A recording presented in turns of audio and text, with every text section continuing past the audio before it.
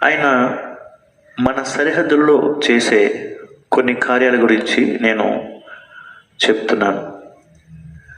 మొట్టమొదట 147వ కీర్తన 14 వచనం ప్రకారం, నీ సరిహద్దులలో ఆయన సమాధానం ఇవ్వగలిగిన దేవుడు. రెండవదిగా, నీ సరిహద్దుల్లో ఆయన నీకు రక్షకుడుగా, నీ శత్రువుల నుండి కాపాడగలిగినటువంటి దేవుడుగా ఉన్నాడు.